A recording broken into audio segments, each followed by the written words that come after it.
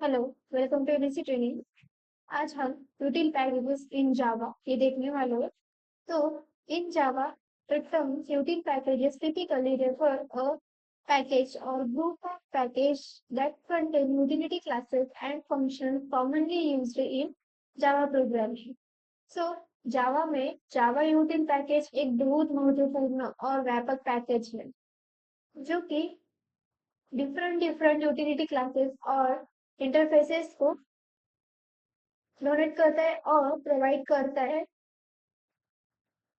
और यहाँ पे जो है structure data type date time manipulation and random numbers and collection framework इसका ये पैकेज होता है। पैकेज में क्या होता है, प्रोग्रामिंग लैंग्वेज में कॉमनली यूज्ड ऑपरेशन को आसानी से हैंडल करने के लिए प्रोवाइड करता है। तो जावा यूटिल पैकेज में महत्वपूर्ण कुछ क्लासेस है और इंटरफेसेस है। तो फर्स्ट ऑफ ऑल हम कलेक्शन फ्रेमवर्क देखेंगे। तो कलेक्शन फ्रेमवर्क में क्या होता है, एक ऑब्जेक्ट रहता है, उसको संग्रहित करने के लिए एक यूनिफाइड आर्किटेक्चर प्रोवाइड करता है। जावा यूटिल में कई इंटरफेसेस और क्लासेस है जो कलेक्शन फ्रेमवर्क का हिस्सा है। जैसे कि लिस्ट इंटरफेस है, वो ऑर्डर फॉर्म में होता है, उसमें है हमारा अरे लिस्ट लिंक लिस्ट। उसी तरह से सेट इंटरफेस है, सेट इंटरफेस में क्या होता है, एक अनऑर्डर्ड कलेक्शन होता है, उसमें हमारा हैशेट और लिंक्ड हैशेट ये। और उसके बाद जो है हमारा मैप इंटरफेस में की वैल्यू पेयर्स है, उसमें हम हैश मैप और ट्री मैप यूज करते हैं। उसी तरह से हमारे पास कुछ जावा यूटिल पैकेज है। जावा यूटिल पैकेज एक स्टैंडर्ड लाइब्रेरी कंटेन करता है, उसमें हम list set map date calendar collection और एरेज इसको यूज करते हैं, इसका इंटरफेस यूज करते हैं। उसी तरह से example of classes in package include जैसे कि एरे लिस्ट है, हैश मैप है, डेट है और कैलेंडर भी है। तो वन बाय वन हम इस पे डिस्कस करेंगे। तो फर्स्ट है हमारे पास लिस्ट इंटरफेस में हमें एक एरे लिस्ट है और उसके बाद लिंक लिस्ट है। अब आपको पता ही होगा ये जो है एक ऑर्डर्ड फॉर्म में है। उसके बाद जो है हमारा सेट इंटरफेस है, सेट इंटरफेस जो होता है वो अनऑर्डर्ड होता है, वहां पे हमारा hash set and linked hash set ये होता है। उसके बाद हमारे पास मैप इंटरफेस है, मैप इंटरफेस में हम hash map tree map use करते हैं। उसी तरह से हमारे पास डेट एंड टाइम क्लासेस है। डेट इसका उपयोग हम डेट और टाइम रिप्रेजेंट करने के लिए किया जाता है। उसी तरह से कैलेंडर है, कैलेंडर का डेट और टाइम मैनिपुलेट करने के लिए उपयोग किया जाता है। इसी तरह से हमारे पास रैंडम क्लास है, रैंडम क्लास में हम रैंडम नंबर्स को जनरेट करने के लिए यूज करते हैं। इटरेटर इंटरफेस है, इटरेटर इंटरफेस में हम लिस्ट सेट और उसे ट्रैवर्स करने के लिए और इटरेटर करने के लिए हम यूज करते हैं।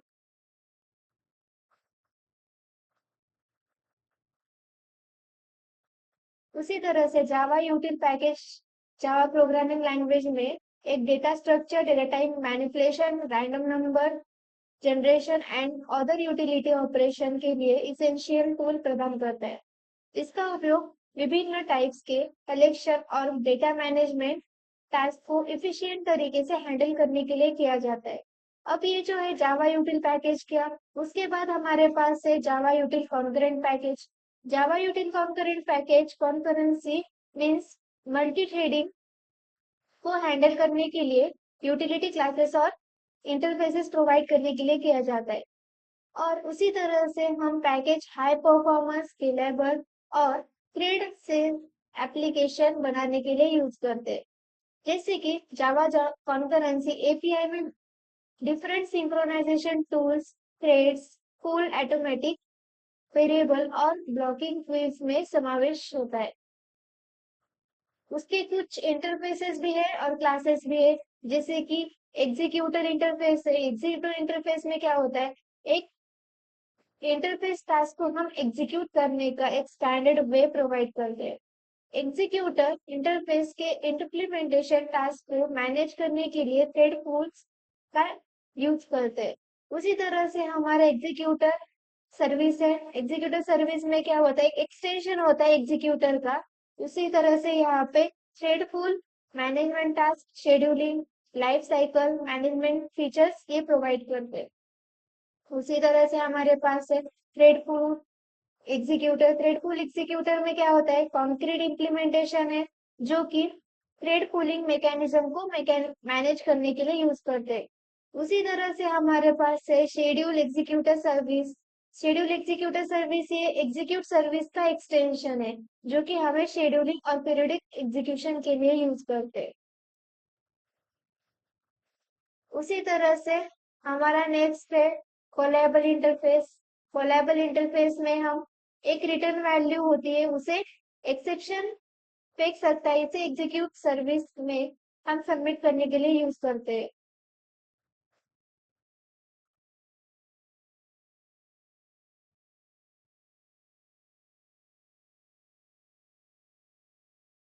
उसी तरह से हमारा पैकेज कॉन्करेंसी और पैरेललिज्म को मैनेज करने के लिए पावरफुल टूल और एब्स्ट्रैक्शन प्रोवाइड करता है। इसके कुछ प्रमुख कंपोनेंट्स है जैसे कि thread pool, synchronization mechanism, atomic variable और ब्लॉकिंग क्यू शामिल है जो कि मल्टी थ्रेडिंग एप्लीकेशन के लिए हेल्पफुल होता है।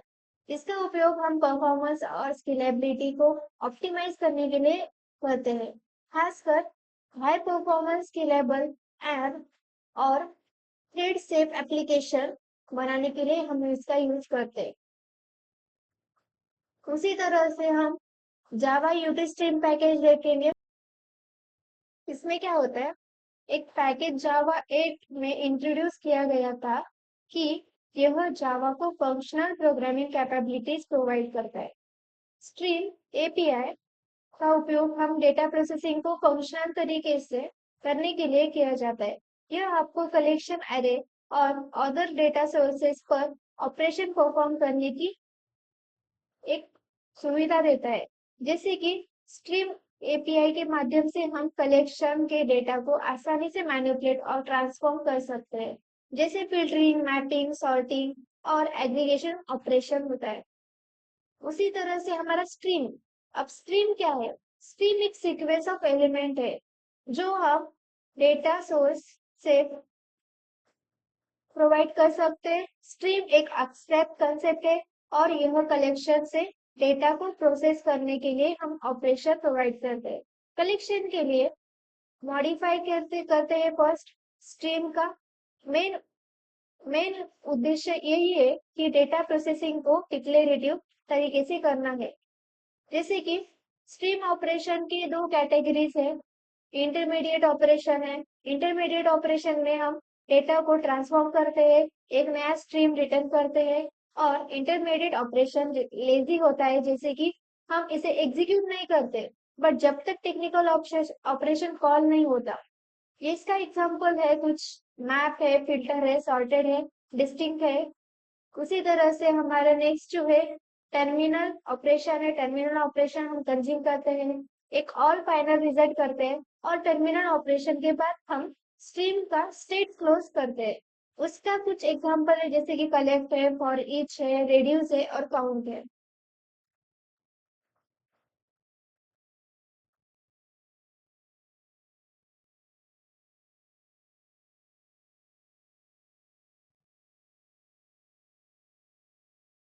अब स्ट्रीम पैकेज में जावा में एक फंक्शनल प्रोग्रामिंग कैपेबिलिटीज को इंट्रोड्यूस किया है।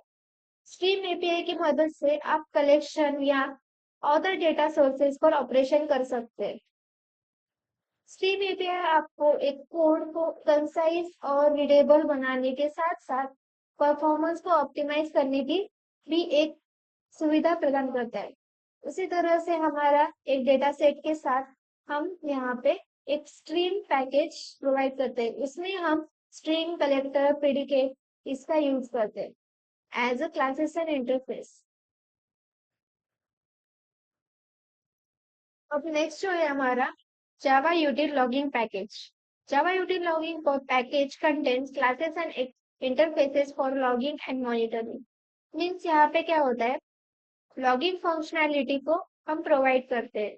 यह पैकेज हम आपको एप्लीकेशन के लॉग्स और को रिकॉर्ड करने के लिए और डिस्प्ले करने के लिए और एनालाइज करने के लिए हम इसका यूज करते हैं। जावा में लॉगिंग के लिए एक एपीआई बहुत इंपॉर्टेंट है। इसके माध्यम से हम एप्लीकेशन के एक्सेप्शन एग्जीक्यूशन प्रोसेस को ट्रैक कर सकते हैं, एरर और एक्सेप्शन को लॉग कर सकते हैं और एप्लीकेशन की परफॉर्मेंस को मॉनिटर भी कर सकते हैं। उसी तरह से यहाँ पे कुछ क्लासेस दिए गए, जैसे कि लॉगर है, हैंडलर है, फॉर्मेटर है, लॉग रिकॉर्ड है। तो लॉगर में क्या होता है, लॉगिंग मैसेज को कैप्चर करने के लिए हम इसका यूज करते हैं। हैंडलर में हम आउटपुट डेस्टिनेशन कंसोल करने के लिए हम इसका यूज करते हैं। फॉर्मेटर है, फॉर्मेटर का क्लास लॉग को फॉर्मेट करने के लिए, ताकि वो रीडेबल हो सके, इसीलिए हम यहाँ पे फॉर्मेट कर सकते हैं। लॉग रिकॉर्ड एक लॉग एंट्री को प्रेजेंट करने के लिए हम इसका यूज करते हैं। उसी तरह से हमारे कुछ लेवल्स होते हैं, जैसे कि severe, warning, info, configure, find and final. ये हमारे कुछ लॉग लेवल्स हैं। और नेक्स्ट है हमारा जावा यूटिल रेगेस पैकेज। रेगेस पैकेज में क्या होता है, रेगेस पैकेज मीन्स हमारे पास एक रेगुलर एक्सप्रेशन का हम यूज, जैसे कि स्ट्रिंग मैचिंग होता है, पैटर्न सर्चिंग, उसके लिए हम इसका यूज करते हैं। तो रेगुलर एक्सप्रेशन के लिए हम टूल्स प्रोवाइड करते हैं, जैसे कि पैटर्न और मैचर क्लास आती है, उसमें हम एक डिफाइन और अप्लाई करने की मदद करते हैं। अब यहाँ पे क्या होता है, एक पैटर्न है, पैटर्न में हम कंपाइल करते हैं। उसी तरह से मैचर है, मैचर एक क्लास क्या होता है, उसमें हम इनपुट स्ट्रीम को मैच करते हैं। उसी तरह से हमारे पास कुछ कॉमन रेगिस पैटर्न है, जैसे कि स्लैश स्लैश डी है, उसमें हम मैचेस डिजिट करते हैं 0 to 9। उसी तरह से हम स्लैश स्लैश डब्ल्यू होता है, उसे A to Z 9 तक हम यहाँ पे यूज करते हैं। उसी तरह से कैरेक्टर करने के लिए हम स्लैश स्लैश यस यूज करते हैं। उसमें हम सर्च, मैच, मैनिपुलेट, स्ट्रिंग और कुछ कॉमन क्लासेस जैसे कि पैटर्न और मैचर यहाँ पे यूज करते हैं। अब नेक्स्ट है हमारा जिप पैकेज। जिप पैकेज में हम कॉम्प्रेशन और डिकॉम्प्रेशन के ऑपरेशन हैंडल करेंगे। यहाँ पे पैकेज को एक जिप फाइल क्रिएट करने के लिए और रीड करने के लिए और उसको मॉडिफाई भी करने के लिए हम यहाँ पे इसका यूज करते हैं। टिपिकली डेटा को कॉम्प्रेस करके उसके अर्चो करने के लिए उसे इस्तेमाल करते हैं, जैसे कि अब की क्लासेस है जिप फाइल, जिप अर्चो को रीड करने के लिए हम इसका यूज करते हैं। उसी तरह से जिप आउटपुट स्ट्रीम, उसको फॉर्मेट में कंप्रेस करने के लिए इसका यूज करते हैं। जिप इनपुट स्ट्रीम, उसे डेटा रीड करने के लिए हम इसका यूज करते हैं। उसी तरह से zip output stream, zip input stream का भी उपयोग करते हैं। अब अब उसी तरह से हमारा लास्ट जो पैकेज है गवा पैकेज, उसे हम गूगल द्वारा डेवलप किया गया है, जैसे कि एक कॉमन पैकेज टास्क है, उसे सिंप्लीफाई करते हैं। और यहाँ पे library collection, catching, input output operation, concurrency और स्ट्रिंग हैंडलिंग जैसे कई यूटिलिटीज हम प्रोवाइड करते हैं।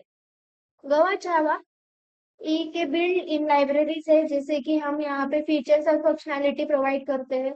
उसी तरह से की फीचर्स है कुछ जावा के कलेक्शन के लिए हम यहाँ पे इस पैकेज का यूज करते हैं, जैसे multi map, bi map, table. Caching के लिए हम इसका यूज करते हैं concurrency, listenable future, listening executor service. और स्ट्रिंग हैंडलिंग में सब फिर और एक यूज करते हैं, जैसे कि स्ट्रिंग जॉइनर, स्प्लिटर, उसका यूज हम स्ट्रिंग हैंडलिंग में करते हैं। उसी तरह इसका कुछ कॉमन यूटिलिटीज होती है, जैसे कि लिस्ट है, सेट है, मैप है, कैचे है, जॉइनर है, स्प्लिटर है और ऑप्शनल है। जैसे कि हम यहाँ पे functional programming and more collection हम यहाँ पे कर सकते हैं। इसके कुछ क्लासेस है जैसे कि immutable table list, immutable map, joiner, predicates. ये इसके कुछ यूज है। अब नेक्स्ट जो है हमारा जावा नेटवर्किंग। उसमें क्या है, दो और दो से अधिक कंप्यूटर्स या डिवाइसेस के बीच हम डेटा सेंड और रिसीव करना, इसे हम डेटा नेटवर्किंग बोल सकते हैं। जावा नेटवर्किंग में हम एपीआई, एक नेटवर्क के माध्यम से कम्युनिकेशन हम कर सकते हैं, जैसे कि सिमिलरली हम टीसीपी आईपी में ट्रांसमिशन कंट्रोल प्रोटोकॉल और इंटरनेट प्रोटोकॉल और यूडीपी, यूजर डेटा ग्राम प्रोटोकॉल का यूज करते हैं। जैसे कि जावा डॉट नेट पैकेज में एक नेटवर्किंग के लिए हम क्लासेस और इंटरफेसेस होते हैं, जैसे कि सॉकेट कम्युनिकेशन, यूआरएल्स हैंडलिंग और नेटवर्क रिलेटेड ऑपरेशन को हैंडल करते हैं। जावा नेटवर्किंग के कुछ इंपॉर्टेंट कंपोनेंट्स होते हैं, जैसे कि क्लाइंट सर्वर कम्युनिकेशन। अब क्लाइंट सर्वर कम्युनिकेशन में क्या होता है, जैसे कि हम क्लाइंट क्लाइंट जो हमें रिक्वेस्ट भेजता है, और सर्वर क्या होता है जो रिक्वेस्ट को एक्सेप्ट करता है, उसे हम क्लाइंट सर्वर कम्युनिकेशन बोलते हैं। और उसी तरह से यहाँ पे सॉकेट कम्युनिकेशन है। सॉकेट कम्युनिकेशन में हम एक सॉकेट का यूज करते हैं, जैसे क्लाइंट एंड सर्वर के बीच हम कम्युनिकेशन कर सकते हैं। उसी तरह से हमारे पास कुछ क्लासेस एंड इंटरफेसेस है। सॉकेट क्लास है, सॉकेट क्लास में हम यहाँ पे एक क्लाइंट साइड कम्युनिकेशन के लिए एक यूज करते हैं, जैसे कि सॉकेट का उपयोग टीसीपी। टीसीपी मीन्स हमने अभी देखा है, TCP means transmission control protocol है। और IP internet protocol. Internet protocol उसी तरह से हम यहाँ पे कनेक्शन प्रोवाइड करते हैं। उसी तरह से सर्वर सॉकेट क्लास है। सर्वर सॉकेट क्लास के लिए भी उसी तरह से हम इनकमिंग कनेक्शन को लिसन करते हैं। और इननेट इननेट एड्रेस क्लास में हम एक क्लास आईपी एड्रेस को रिप्रेजेंट करते हैं। इसका उपयोग हम होस्ट नेम से आईपी एड्रेस प्राप्त करने के लिए हम इसका यूज करते हैं।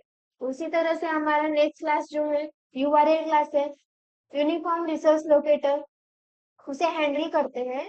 उसी तरह से यहाँ पे रिसोर्सेज के साथ हम इंटरेक्शन को भी आसानी से कर सकते हैं। उसके बाद जो है यहाँ पे हमारा सिंपल एग्जांपल, जैसे कि हम टीसीपी क्लाइंट सर्वर कम्युनिकेशन का एक एग्जांपल यहाँ पे करते हैं। ये जो एग्जांपल यहाँ पे हम देखते हैं, जैसे हम यहाँ पे एक सर्वर है, सर्वर सॉकेट का उपयोग करके एक सॉकेट क्रिएट करते हैं। उसी तरह से और क्लाइंट से कनेक्शन वहां पे एक्सेप्ट करता है। क्लाइंट को क्या करते हैं, क्लाइंट सॉकेट क्लास का उपयोग करके हम सर्वर से एक कनेक्शन बनाते हैं और सर्वर को एक मैसेज भेजते हैं। नेक्स्ट है हमारा कम्युनिकेशन। कम्युनिकेशन में हम क्लाइंट से मैसेज एक्सेप्ट करके उसे रिस्पॉन्ड करते हैं। और लास्ट में हम सिंपली क्लोज करते हैं सर्वर कम्युनिकेशन। उसे हम प्रैक्टिकली देखते हैं। अब यहाँ पे एक टीसीपी क्लाइंट सर्वर कम्युनिकेशन करेंगे। तो यहाँ पे मैंने फर्स्ट क्या किया है, एक सर्वर को एक मैसेज भेजा। तो उसके बाद सर्वर उसे रिसीव करने के बाद क्लाइंट को फिर से भेजेगा। रिसीव करने के बाद क्लाइंट को फिर से भेजेगा और यहाँ पे सिंपली उसे सब कॉल करके यहाँ पे हमारा स्ट्रीम एंड सॉकेट क्लोज करते हैं। फर्स्ट क्या किया हमने, एक सॉकेट को क्रिएट किया। सॉकेट को क्रिएट करने के बाद उसे क्लाइंट को भेजा। क्लाइंट को भेजने के बाद यहाँ पे सिंपली उसे एक्सेप्ट किया और फिर उस मैसेज को रीड करके हम उसे रिस्पॉन्ड दिया यहाँ। और उसी तरह से हम यहाँ पे क्लोज किया हमारा प्रोग्राम।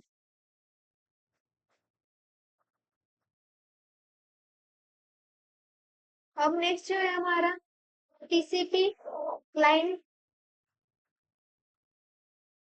अब यहाँ पे मैंने क्लाइंट वाला प्रोजेक्ट किया। तो यहाँ पे क्या होता है, फर्स्ट हमने क्या किया, एक सर्वर को आईपी एड्रेस पोर्ट नंबर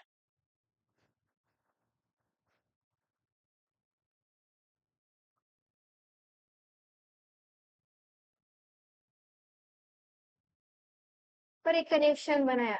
उसके बाद हमने क्या किया, एक डेटा को सर्वर पर सेंड किया। सेंड करने के बाद फिर हमारा मैसेज हमने यहाँ पे सेंड किया। मैसेज सेंड करने के बाद उसका रिस्पॉन्स रीड किया। रीड करने के बाद सिंपली हमने उस पे ऑपरेशन किया। इसी तरह से यहाँ पे देखो, हमारा सर्वर जो है, एक सर्वर सॉकेट, उसका उपयोग करके हम यहाँ पे क्लाइंट से कनेक्शन एक्सेप्ट किया।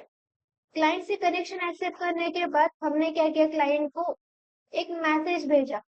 मैसेज भेजने के बाद वहां पे हमारा कम्युनिकेशन प्रोवाइड हुआ। कम्युनिकेशन होने के बाद सिंपली हमने क्या किया, वहां पे हमारा जो कम्युनिकेशन है वो क्लोज किया। क्लोज करने के बाद हमारा सॉकेट जो है वो बंद हो जाता है। उसी तरह से यहाँ पे है। अब नेक्स्ट जो है हमारा जावा एप्लेट्स में हम एक इमेजेस एंड एनिमेशन को जोड़ना। तो यहाँ पे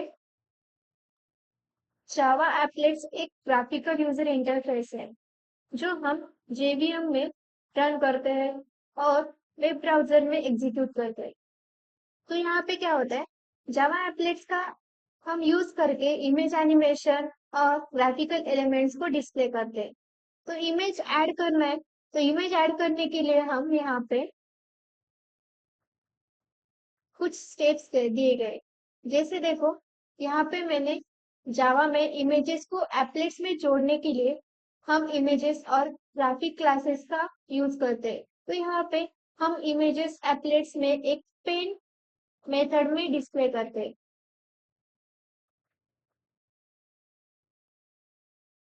तो यहाँ पे इमेज को फर्स्ट फाइल को लोड करना और इमेजेस को एप्लेट्स विंडो में पेंट करने के लिए हम ग्राफिक्स ऑब्जेक्ट का यूज करते हैं। जैसे यहाँ पे एक एडिंग इमेज है, एडिंग इमेज करने के लिए हम इसका कोड करते हैं। कोड करते हैं यहाँ पे। तो यहाँ पे क्या किया, यहाँ पे मैंने फर्स्ट ऑब्जेक्ट को लोड करना है। ऑब्जेक्ट को लोड करने के लिए और उसमें एक ऑब्जेक्ट का यूज करने के लिए मीन्स यहाँ पे मैंने एक ऑब्जेक्ट का यूज किया है, जैसे ग्राफिक्स। ग्राफिक्स ऑब्जेक्ट का यहाँ पे यूज किया है मैंने एक इमेज ड्रॉ करने के लिए। और यहाँ पे मैंने जो इमेज ड्रॉ किया है इसे लोड करना है।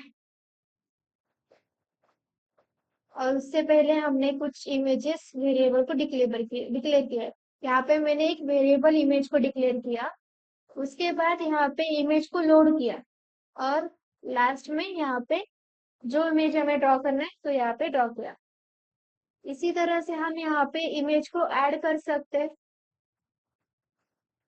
तो यहाँ पे क्या है, मैंने tool kit dot gate font tool kit यहाँ पे यूज किया है। इसका मेथड क्या है, तो यहाँ पे हमने एक इमेज को लोड किया है और उसके बाद जी डॉट ड्रॉ इमेज है। यहाँ पे इमेज को स्पेसिफाइड लोकेशन एक्स और वाई पर ड्रॉ करते हैं। तो यहाँ पे मैंने 50-50 दिया है, जैसे एक्स एक्सिस और वाई एक्सिस पे 50-50 यहाँ पे इमेज होगा। उसके बाद यहाँ पे मैंने क्या किया, एक इमेज को पाथ दिया, एक सही पाथ दिया और उसे रिप्लेस करने के लिए एक यूआरएल पाथ दिया। ओके। उसके बाद मैंने यहाँ पे एक एनिमेशन है। एनिमेशंस में हम क्या करते हैं, तो एनिमेशन जावा एप्लिकेशन में हम एनिमेशन जोड़ने के लिए थ्रेड का यूज करते हैं। आप एनिमेशन को लूप में चला सकते हैं ताकि हम यहाँ पे कंटिन्यूअसली मूवमेंट कर सकते हैं। जावा में animation generally involve drawing shape like rectangle, circle और moving object at regular intervals में होता है। यहाँ पे कुछ स्टेप्स दिए गए, जैसे कि हम क्या करते हैं, कंटिन्यूअस एग्जीक्यूशन करते हैं थ्रेड्स को। उसके बाद यहाँ पे update the object position loop में हम यहाँ पे मूवमेंट कर सकते हैं। उसी तरह से हम यहाँ पे रिपेंट एप्लेट्स विंडोज शोज कर सकते हैं। अब इसका हम एक एग्जांपल देख के करते हैं। अब यहाँ पे मैंने एक कोड किया है। इसमें क्या किया, फर्स्ट मैंने एक एक्स कोऑर्डिनेट और वाई कोऑर्डिनेट की साइज दी। ओके, उसके बाद मैंने एनिमेशन को स्टार्ट किया थ्रेड के, और उसके बाद यहाँ पे मैंने अपडेट किया पोजीशन, उसके बाद मूव किया, और उसके बाद शो किया। अब इसका एग्जांपल एक्सप्लेनेशन हम यहाँ पे देखते हैं, जैसे कि हम ये प्रोसेस चलता कैसा है। तो यहाँ पे एक थ्रेड है, थ्रेड में क्या करते हैं हम, एनिमेशन को कंटिन्यूअस चलाने के लिए और वहां पे कंटिन्यूअस मूवमेंट करने के लिए हम इसका यूज करते हैं। इसी तरह से यहाँ पे मैंने रिपेंट किया है। रिपेंट में क्या करते हैं, मेथड को कॉल करते हैं जेने करो वहां पे हम स्क्रीन पे दिखाई देता है। उसी तरह से यहाँ पे हमने क्या किया, एक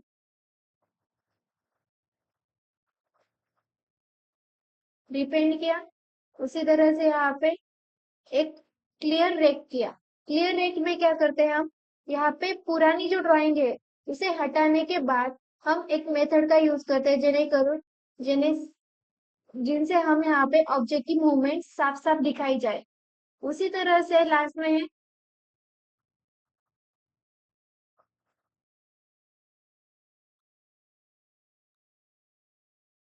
स्लीप। इस मेथड में हम क्या करते हैं, एक 50 मिली सेकेंड का डिले होता है एनिमेशन में और उसे स्लो करता है। उसका यूज हम एप्लेट्स में करते हैं। एप्लेट्स में एनिमेशन स्मूथ दिखने के लिए हम थ्रेड का सिंक्रोनाइजेशन और प्रॉपरली डिले कर सकते हैं। उसी तरह से आप इमेज और एनिमेशन भी कर सकते हैं, जैसे कि इमेज को मूव करना, रोटेट करना। और हम एक एग्जांपल यहाँ पे लिया है, उसे भी हम यहाँ पे मूव कर सकते हैं।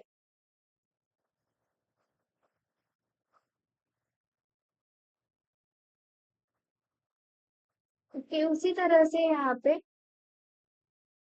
हम एक इनबिल्ट द एप्लेट देखा है। यहाँ पे एक HTML फाइल है जिसे हम क्रिएट करते हैं। उसी तरह से यहाँ पे फिर हम एनिमेशन कर सकते हैं, एनिमेशन की साइज, हाइट, वेट वगैरह यहाँ पे दे सकते हैं। उसी तरह से यहाँ पे लास्ट हम कंपाइल करते हैं और रन करते हैं, ये सब स्टेप्स है। और इसी तरह से हम यहाँ पे एनिमेशन, इमेजेस, इम्प्लीमेंट और एप्लेट्स कर सकते हैं। Thank you.